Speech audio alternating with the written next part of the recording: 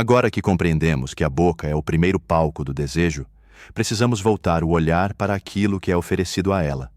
Ou melhor dizendo, para aquilo que é investido de sentido pela pulsão oral, o seio materno. Não nos enganemos.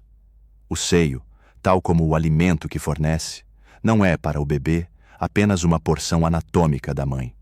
Ele é mais do que isso. Ele é um objeto libidinal. E aqui, meus caros, gostaria de introduzir um conceito que se tornaria central em minha teoria.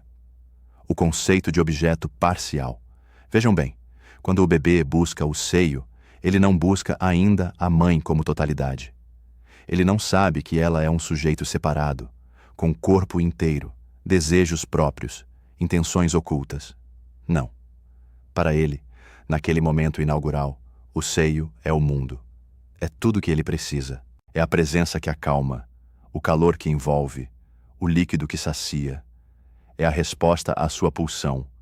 Por isso, o chamamos de objeto parcial, porque é uma parte do corpo que representa a totalidade da experiência libidinal. A criança investe naquele fragmento da mãe um valor absoluto. O seio não é mais um pedaço de carne. É o objeto da pulsão oral, e é por ele que o sujeito se estrutura. Mas há uma pergunta que talvez escape aos olhos mais apressados. Como é que esse seio se torna tão significativo para o bebê?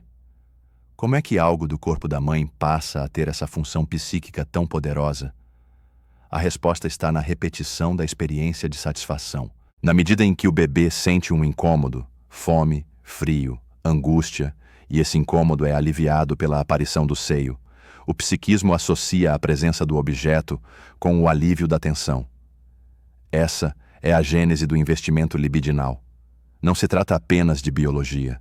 Trata-se de representação psíquica. O seio torna-se um signo de prazer, um símbolo de alívio, e por isso mesmo passa a ser desejado mesmo quando não está presente. É neste ponto que nasce o registro mnêmico da experiência de satisfação. A lembrança, ainda que imprecisa, daquilo que trouxe alívio uma vez, agora se impõe como algo a ser buscado novamente. E quando o objeto falta, o desejo aparece. O choro é, então, a convocação do objeto.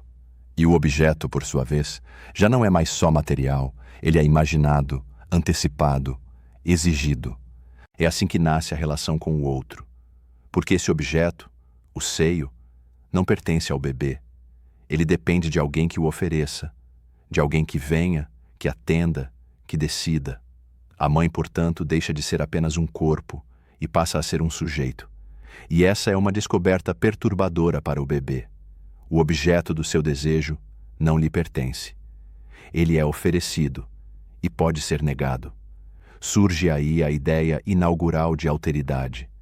Um outro que não sou eu, que tem vontade própria, que pode estar ausente, que pode se recusar a vir.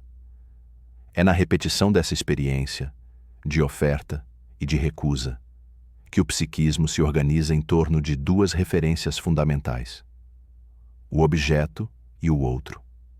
A mãe, que antes era indistinta do corpo do bebê, agora aparece como um enigma. Quem é ela? Por que vem às vezes, e noutras, não? Por que seu seio está ali num momento e depois some? O que ela quer? Essas são as primeiras interrogações silenciosas do sujeito em constituição. Interrogações que ele ainda não pode formular com palavras, mas que já o habitam como estrutura. E se, porventura, a mãe vier sempre que o bebê chora, se ela antecipar todos os seus desejos, se ela estiver sempre presente de modo absoluto, então o bebê não experimentará o intervalo, a falta, a espera, e sem esses elementos, não haverá desejo, apenas demanda, não haverá sujeito, apenas organismo.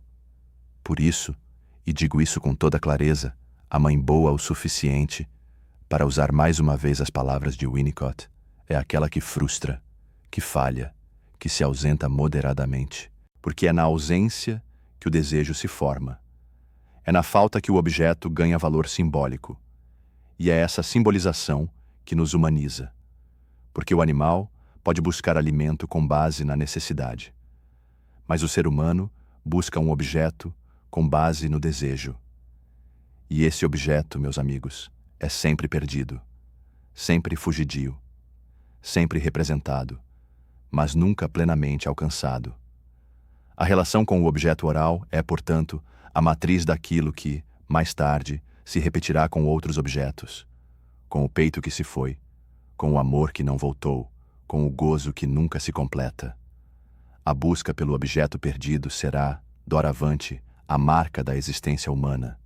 E é isso que nos estrutura, essa impossibilidade de plenitude, essa ausência constitutiva que nos faz desejar. A mãe se torna o primeiro outro, o seio, o primeiro objeto, a boca, a primeira via.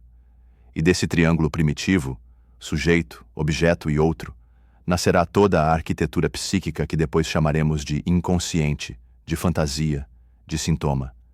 Eis porque o seio não é apenas um seio. Ele é, para o bebê, o mundo, mas é um mundo que se vai.